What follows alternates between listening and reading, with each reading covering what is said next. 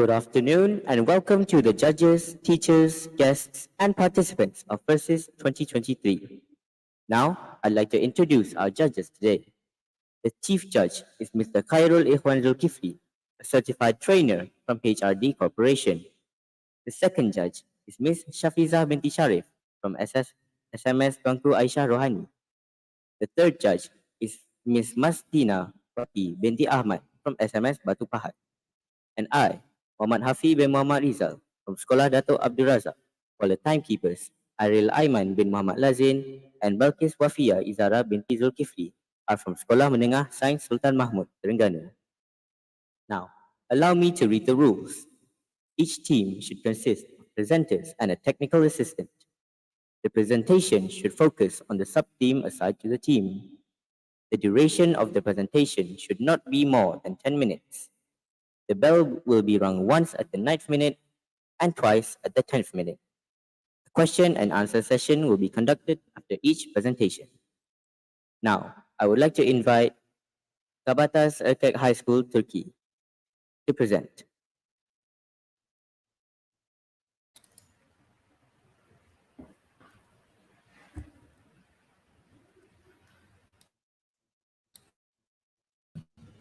Hello everyone, I'm KABATAS Altun. I am Elif Sena Şahin. I'm Bora Altunseven. And I'm Muslim. We are attending this symposium from KABATAS ERKEK High School. As the title suggests, during the presentation, we will be talking about cancer diagnosis and treatment with artificial intelligence.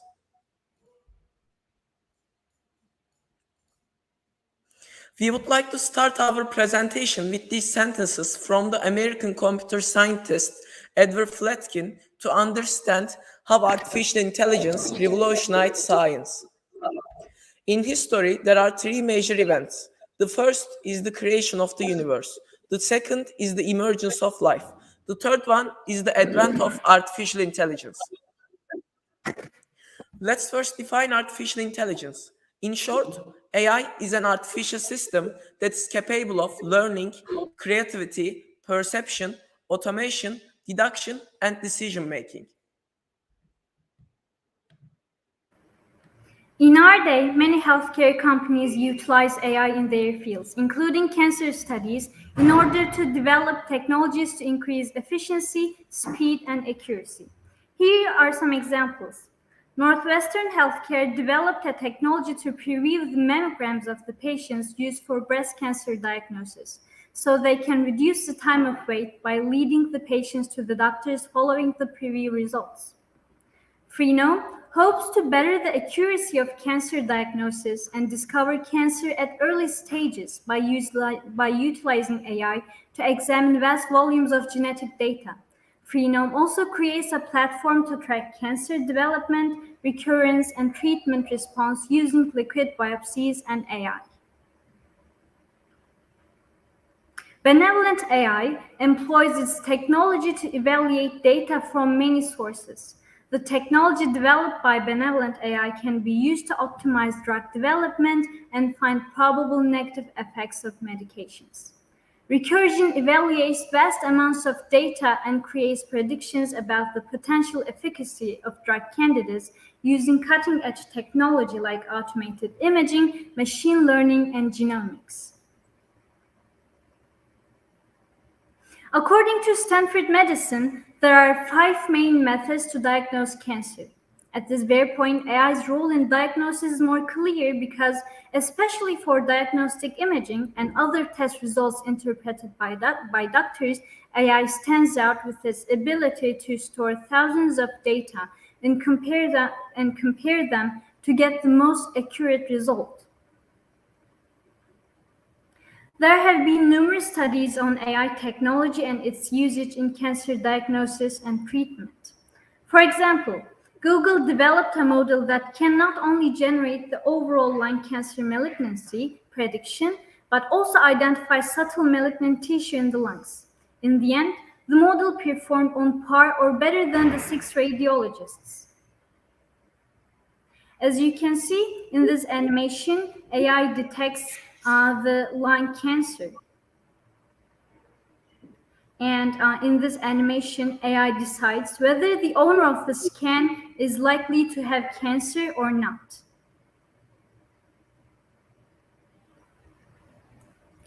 Northwestern Medicine, Google Health, and the UK National Health Service developed a preview by AI for breast cancer.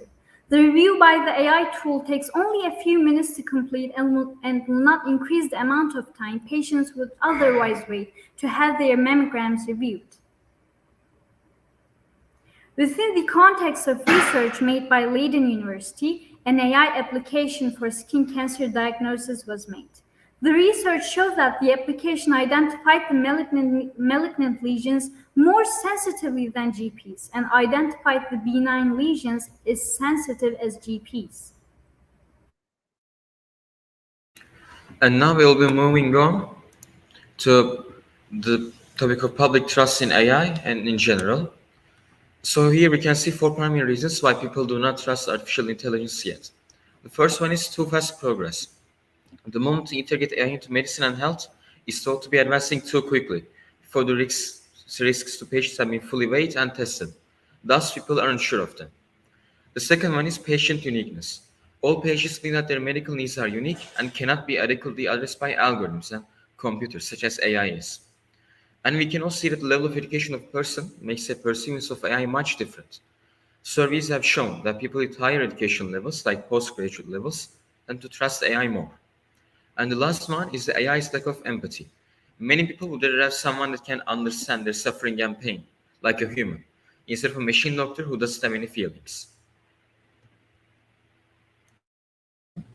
During the project, a survey was conducted on 57 people. The survey mainly evaluated trust and knowledge in artificial intelligence.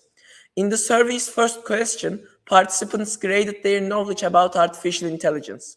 The results showed that just 26.4% of participants agreed or totally agreed that they had enough knowledge about artificial intelligence. So before looking at the other results, we should know that most of the participants didn't have enough knowledge. When we look at the second result, we can see that most of the participants trusted AI and supported the developments in that field. This is an unexpected result because of the unknowledge of the participants.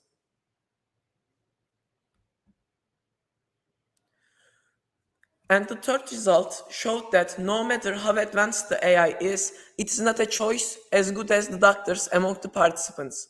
Also, this result showed how necessary it is to increase trust in AI in the health system.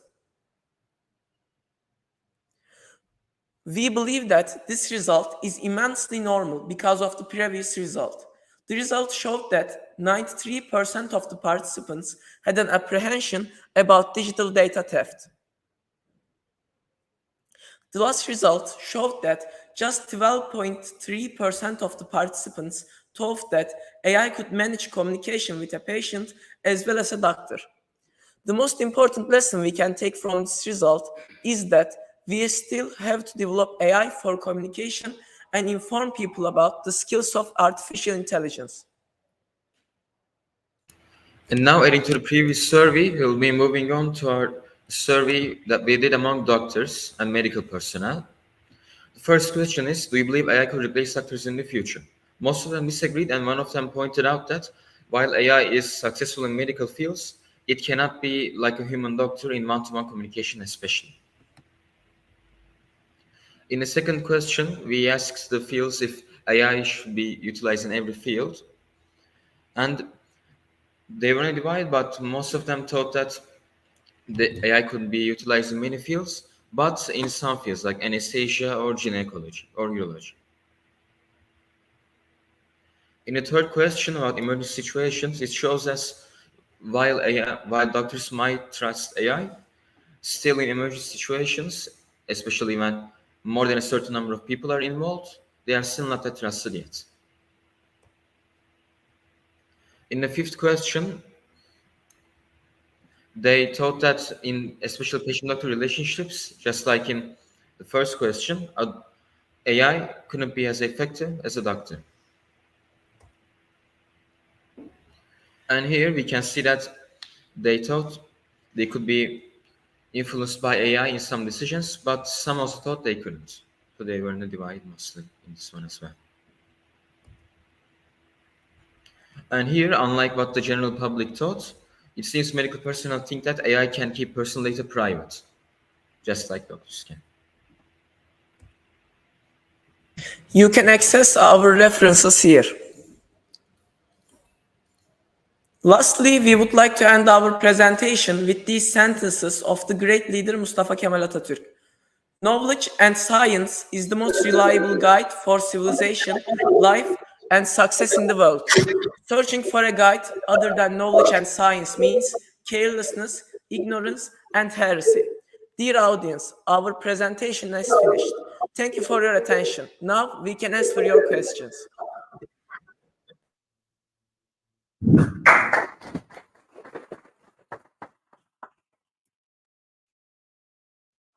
Now, I would like to invite the audience and all judges to ask questions.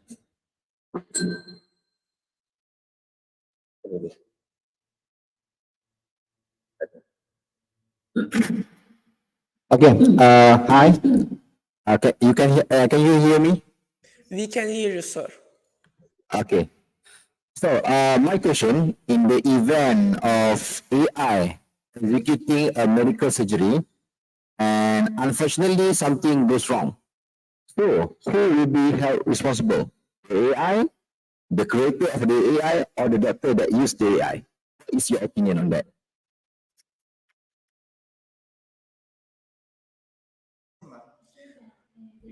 I think we couldn't hear your question, sir, because of the microphone.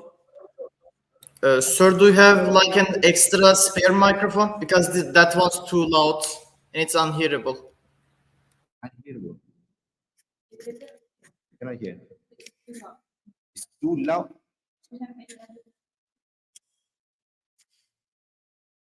Okay, I will repeat my question. Can you hear me right now? Now it's really good, sir. Thank you very much. Okay, yeah, I repeat once more. Okay, in the event of AI executing a medical surgery, and unfortunately something goes wrong, so who will be held responsible for that? The AI, the creator of AI, or the doctor that used that AI? What is your opinion on that? Thank you. I believe I can answer. And I think what's important here is why the AI made the mistake. If it's a mistake that is because of the coding, maybe a mistake in the coding occurred because of the creator, then I believe that is the creator's fault. And AI, I don't think can be held responsible like that because it's not a fully human. But if it's not a mistake with the coding or something that occurred randomly, I wouldn't know, then I don't think the creator could be held responsible for that. I mean, can you really hold a robot responsible? Can you really hold a tool responsible of a crime? Not a crime here, but still. Also, I would like to add that first of all, we have to look at if there is a mistake or not, because as you know, sometimes we cannot stop the illnesses, or sometimes we cannot rescue a person. So first we have to look if there is a mistake or not. If there is a mistake, as my friend said, we have to look at where is the mistake. For example, if there is a mistake in the coding part, so the guilty one is the coder. But if the doctor make a mistake, so the doctor will be guilty.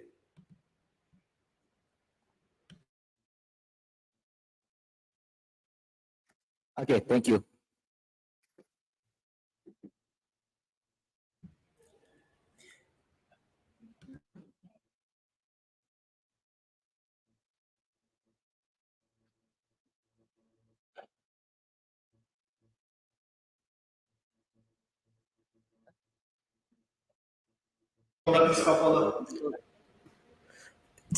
Thank you very much, sir. Do you have any questions? Okay. Thank you for the wonderful presentation. You're welcome. It was a really big pleasure for us to make you a presentation.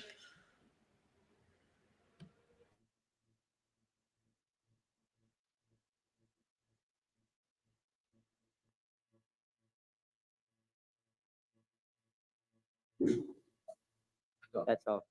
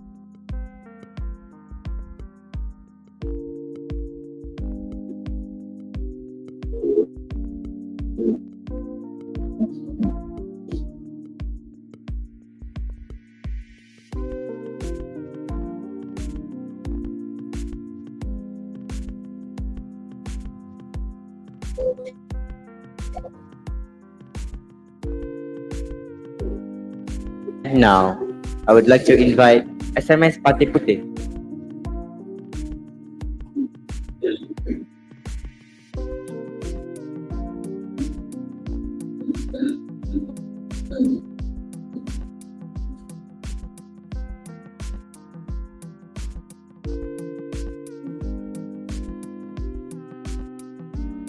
Ladies and gentlemen, I would like to ask a question. Is there any Armans in the room? No, are you aware that you are not human?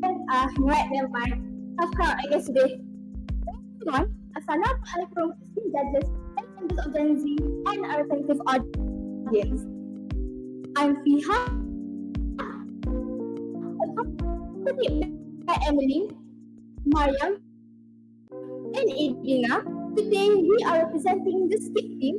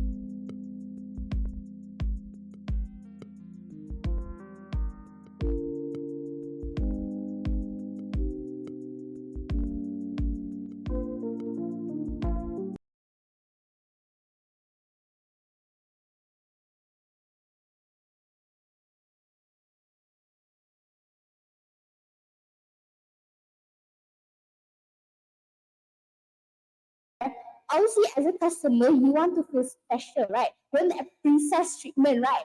Okay, so imagine you go to a restaurant.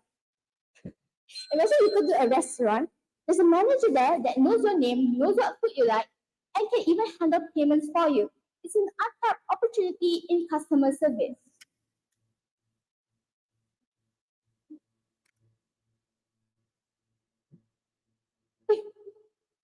Hold. Alright. Now, as you can see from the slides, these are screenshots from your phone prove that you've been texting your ex late at night. No. Just kidding. Don't call the cops on me. My God. Okay. So these are screenshots prove that we have been contacting Mr. Wang directly when it comes to creating the drafts for our Venn diagram. So in simple words, our Venn diagram is approved professionally. Alright, now we have reached to the end of our presentation, the conclusion. Let me emphasize on some things about what we have talked today. So, the birth of AI first amused everyone. Eventually, humans grow scared of it. Why? Because we are intimidated by advanced technology. Truthfully, AI is the creation of human, which is never meant to replace human capability entirely, but to complement human beings.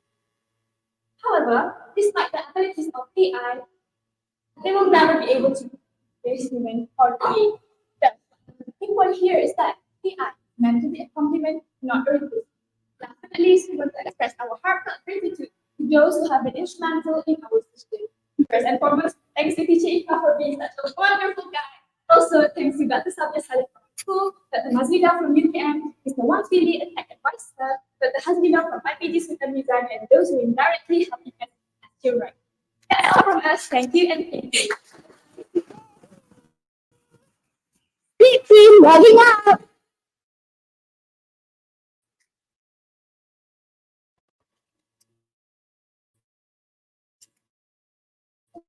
Okay, feel free to ask questions, please. Now move on to our Q&A session.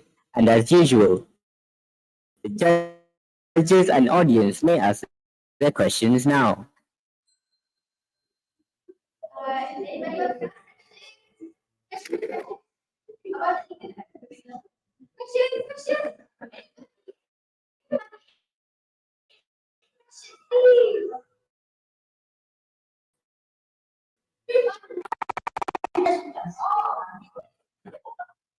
Okay, thank you for the wonderful presentation. Okay. Yes, right now we have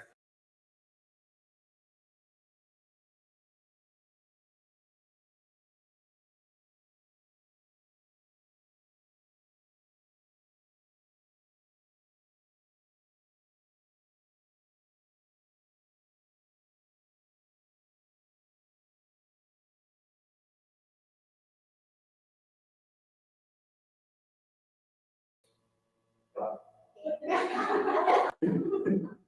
for the fellow teachers, you don't have to feel threatened about AI because there is no case of AI is going to replace teachers anytime soon. Teachers play a huge role not only in educating students, but helping them grow in morally and also as a AI, they don't really have feelings. They do have feelings, but not in the sense that they feel motherly or fatherly towards the student. So maybe perhaps if Japan finds a way to implement emotions and AI, then guys start working maybe. But so far, no. So, that's the question. Any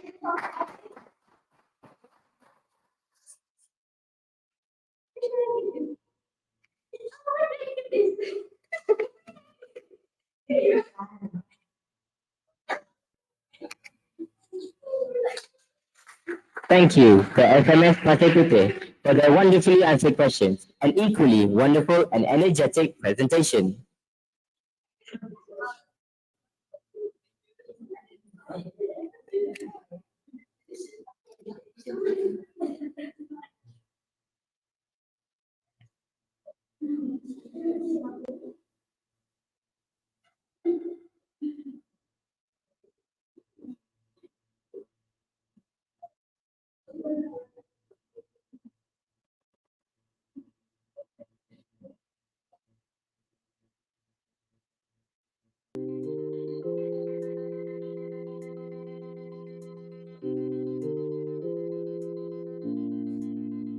I would now like to formally invite SMS MUZAFFAR to give their take on the rise of AI.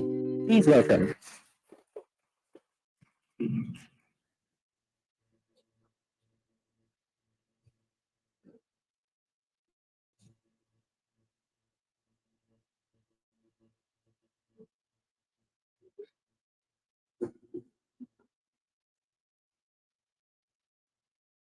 In order to complete international law, launched in February 2021, times in industries made is 2023. The years have passed, yet we don't really see much progress of this technology in the lines of work, especially healthcare.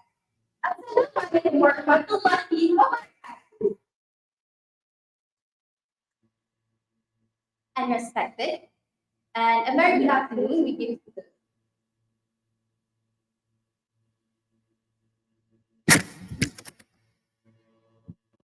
And a very good afternoon we give to the respected dignitaries, responsible timekeeper, spectacular, moderator, repertoire, and technical assistant. Today, our team from MUZAFFAR Science Secondary School proudly presents you our presentation with the title AI to the Rescue, Enhancing the System's Advocacy, Meeting Demands. Without further delay, let us begin. First of all, let's the team. Here we have our wonderful Madam Melissa, that is me, Nadia Farhana, as the first presenter, and our second presenter, Nur Nadira. Besides that, meet our charming repertoire, Muhammad Hanif, and reliable technical assistant, Faiz Shazwan. Moving on, here is the background for our research. Well, our study was conducted because the awareness on AI implementation within the medical sector has been on the rise lately. Consequently, multiple reactions and also opinions have surfaced in response to these ongoing situations. So the issue here is not everyone is on the same page when it comes to practicing AI in this industry. This now comes to our main question. Has AI been fully utilized to enhance the efficacy of current medical affairs? How far have we come in terms of being able to integrate artificial intelligence into healthcare? A research is not a research if there is no objective established. Well, our target here is to investigate the thoughts from both medical professionals and also patients about how they feel about effectively using AI in the medical sector, and also will they further leverage AI in the medical industry? Ladies and gentlemen, before we proceed, let me briefly explain to you about what artificial intelligence exactly is. Well, summarily, AI is a digital replication of human intelligence. It is able to think and do tasks just like us humans do. Well, here are a few examples of AI-assisted equipment in the field of medicine. First of all, we have diagnosis, which is used to determine or detect illnesses at an early stage. Second of all, we have imaging. Well-known forms of imaging include X-rays, CT scans, and also ultrasounds. The last example we have here is drug discovery, also known as the development of medicine. A quantitative approach was carried out for this study. A growing form was distributed online onto social networking sites, namely mainstream ones such as Facebook and Instagram. Other than that, we also contacted personally medical experts to help us with helpful information and also personal opinions. People of this fine venue, here we have a graph which represents the lines of work from our respondents. Clearly, we can see that most of them are those working in the medical sector, with a percentage of 38.2%. This is then followed by educators as the second largest number, with a percentage of 19.4%. This is actually because our team prioritized on getting as much as possible response from the health workers because they know the industry better than us. Our respondents are those ranged starting from the age of 16 to 6 and above. We broke this age range into several intervals so that a graph can be made. Most of the respondents who took part in the survey are those aged 25 to 30 years old, with a percentage of 36.5%. Responses from those aged 60 and above were the least, with a percentage of 4.5%, and a total of 9 people out of 200 respondents.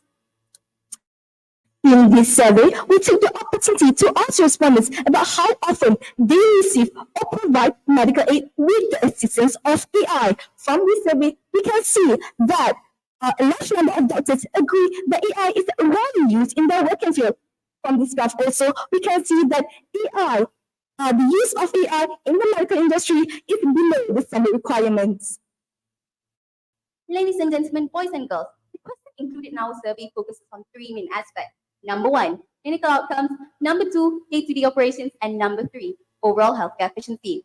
Let's start reviewing our findings from the first aspect, clinical outcomes. Well, we asked people whether or not they think that AI will help improve the quality of medical aid given or received. Well, here we can see that 43%, which almost makes up half of the number of respondents, strongly believe that yes, AI is beneficial in terms of improving the quality of medical services. Next, here is the result for improving day-to-day operations. So, what do we mean when we talk about this? Well, we're actually asking the respondents if they think the AI can smoothen the activities conducted by the medical professionals on a daily basis. So, from this graph, we can see a very positive response with 87.5% of the respondents think that yes, AI is beneficial in improving daily operations. Well, for this graph, several specific questions were given to participants. The answers for this survey were collected and then concluded into what they think about AI improving the overall healthcare efficiency. Well, from this graph here, we can see that respondents give an overall positive response with high percentages for agreement, especially very effective and often effective with the same percentages, then followed by sometimes effective with 21.5%. From all the graphs shown, we can conclude that respondents have an overall optimistic outlook on the potential of AI in helping to reshape the field of medical care. A final question asking the respondents of what they think is AI a threat to the healthcare system. The response shows that 74.5, more than 70% of respondents says no, making AI rather a boon than a bane. In addition to everything else, we question their overall perceptions of how they think if AI, if it is further pursued in this industry. Well, this time respondents show a more neutral response in which they don't really mind if AI is to be continued in the medical sector. However, the number of yeses significantly outweighs the number of no's, with a percentage of 40.4% in comparison to only 18.3%. Ladies and gentlemen, despite such brilliant advancements, there are certain issues that should be taken into account. Not all change advocates for good. With gains comes drawbacks. Other than expressing their positive thoughts on AI implementation within the medical sector, respondents also have some concerns regarding this paradigm shift. The challenges worthwhile can be gathered and segregated into four main aspects. The first one is being too technology dependent. The next one is privacy concerns, as we see people being hacked and also confidential information leaked online. Next one is technical skills. As we know, AI is relatively new and not all people can comprehend its inner workings. And lastly, we have human job loss. People are worried if AI can replace their jobs in the medical sector. Ladies and gentlemen, as much as we want to create a digitally augmented future for medical care, these worries should not be something ignored. Alternatively, we can take these constructive comments and use them to create an exceptional healthcare system for the well-being of the nation. We humans have been able to adapt to challenges since the dawn of time. We can surely do it now, again, successfully. These are our suggestions to improve the current situation. First and foremost, we must leverage AI for all industry, especially in medical. Next, we do not replace human potential with AI. We use AI as a tool to assist humans by doing daily operations, specifically jobs. Finally, we should also improve the AI algorithm by continuously feeding the program with new information so that it's able to adapt with the times and evolving needs of mankind. Taking everything into account, more than 80% of respondents agree that AI should be further implemented in the medical industry because it helps enhances the treatment aspects of our research, which are clinical outcomes, day-to-day operations, and overall healthcare efficiency. Thus, we mustn't put any more time to waste. We should go for this change and further expand the use of AI in the medical sector for the well-being of the nation, especially in Malaysia. Before we end our session for today, let us hear the words of Dato' Haja Hanifah Haja Taib, the Deputy Ministry of Economy Malaysia, during the launch of the first Nation Center for the Fourth Industrial Revolution on September 15, 2023. Malaysia should embrace the change and commit to the future of work so that we can take benefits from it. Last from us, the doctors of tomorrow. To improve is to change, to be perfect is to change often. The time for a new beginning is now. Because there is no better time to start than now.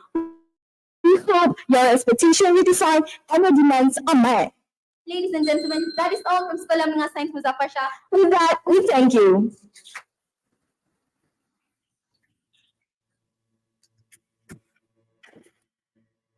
And now, after that fantastic presentation, the Q&A session may now commence. The audience and judges can now ask their questions.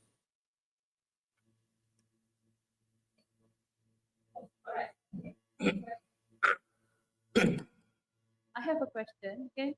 I was intrigued just now because you mentioned the word change quite a few times, right? Okay, so it was mentioned just now that 41.3% of people had neutral perception about using AI in healthcare.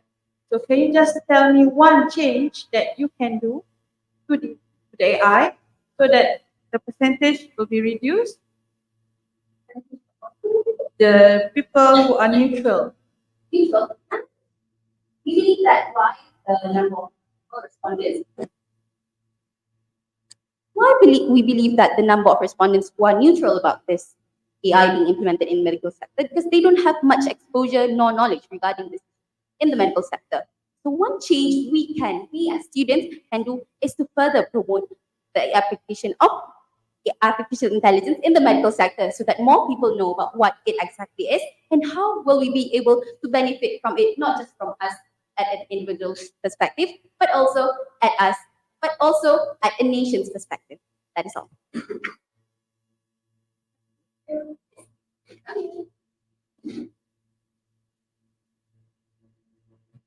Thank you, lovely performer. I'd like to ask, like, what does the implementation of this AI going to be in the medical sector? Like, will the patients be aware that, for example, if they are undergoing a operation done by AI or robot, will they be aware and they say yes or no, or how does that? Thank you for the question, lovely girl. Well, when we undergo any major surgeries, we're supposed to be informed of what we're signing up for. If AI and elements of AI is used, then I think that they should be aware of that. So yes, I think that they will be aware that AI is going to be used in the medical sector if they are going to undergo any major surgery that involves that element. I hope that answers your question.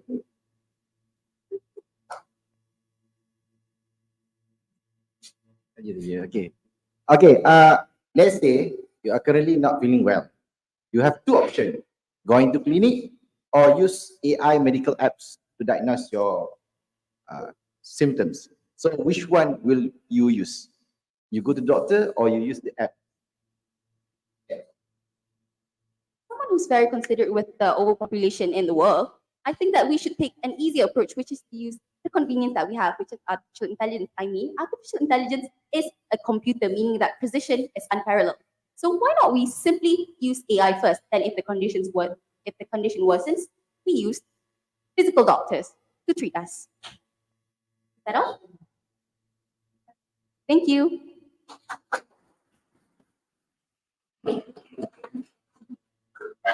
Thank you to SMS MUZAFFAR SHAH for delivering their highly informative presentation. And now, I would like to formally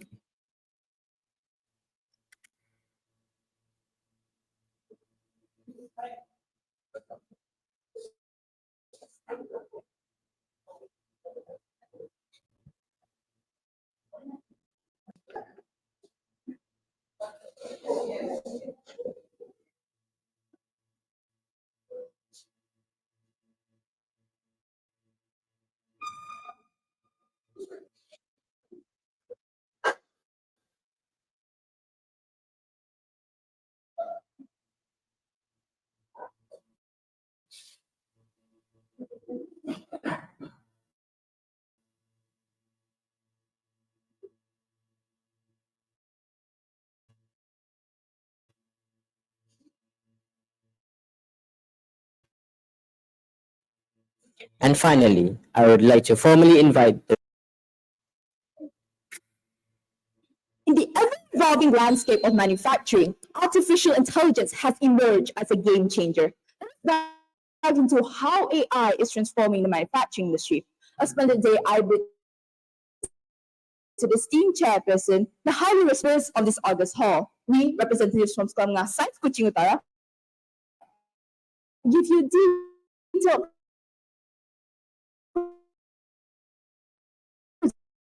presentation on how the upsurge of AI. Here, we define upsurge as in this case, AI,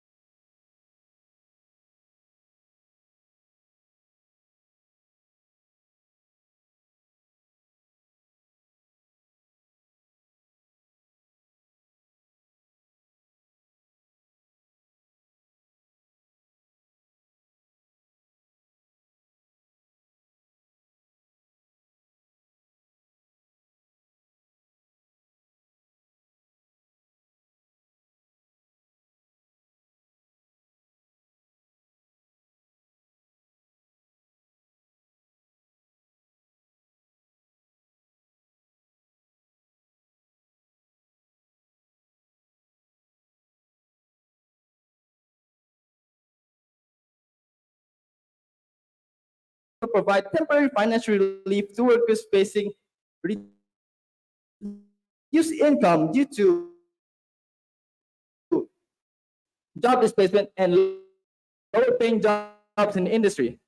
Financial stability during periods of job transition, thus easing the hardship that they may face. In return, the people will serve the government for the assistance that they have received by contributing to community development and also public service. In addition to AI, by using AI regulations, we can restrict AI development and deployment.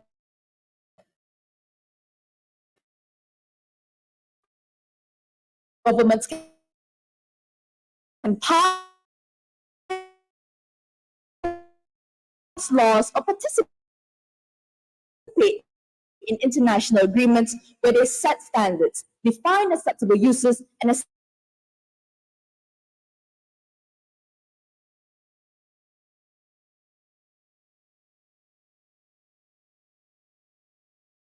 that require emotional intelligence. Secondly, we can elevate these tasks that leverage human strengths, such as innovation, so that they can have a synergy in the manufacturing process.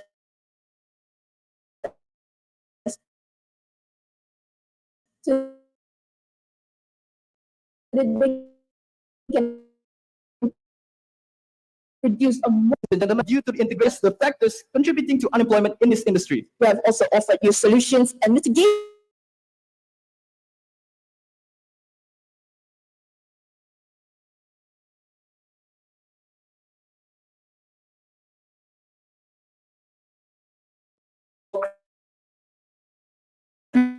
creative assistance to these humans so that we can pave the way for harmonious peace and prosperity. With that, we would like to end our presentation with a quote by Max Levchin.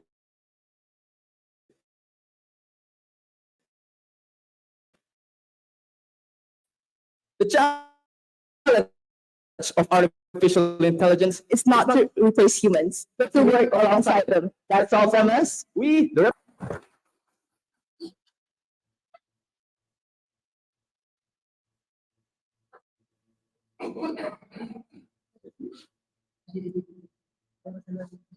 I would now like to invite the audience and judges to ask questions.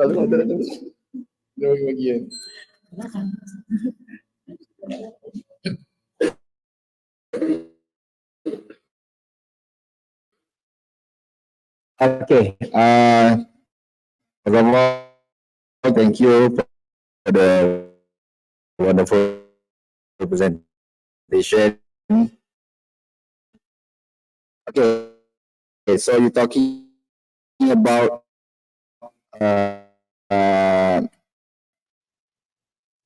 human unemployment.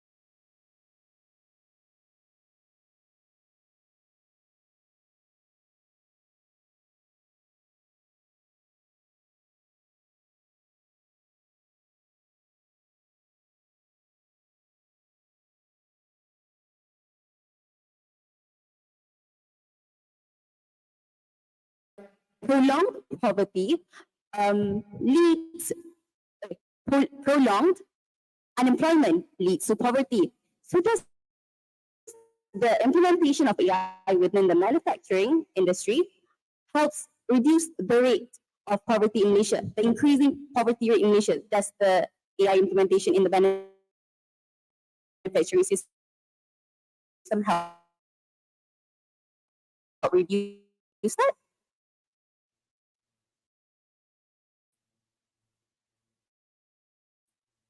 Thank you.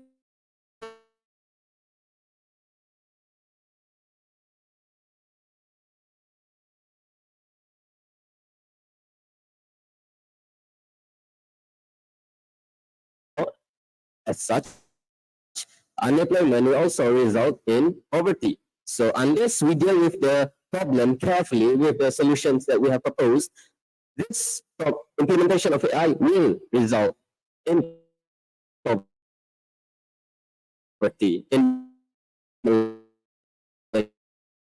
Malaysia. I hope that hindering development on AI. Am I right? Or restricting no other positive alternatives in rather than hindering AI this issue? How we can implement AI regulations, since you are unclear about that. So one way we can implement AI regulations is by having moratorium. In definition, that means a temporary prohibition. We're not going to implement it so that the workers can upskill and transition into their new roles so that they can be aware of what is to come for them. Okay, I hope that answers your question. Thank you. Any more questions from the floor? No? Okay, thank you.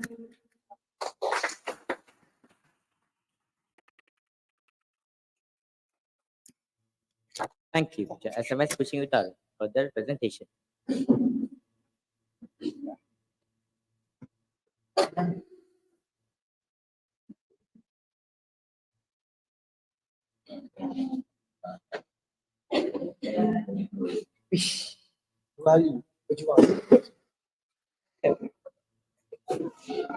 Tidur yang nyenyak balik lagi sihat.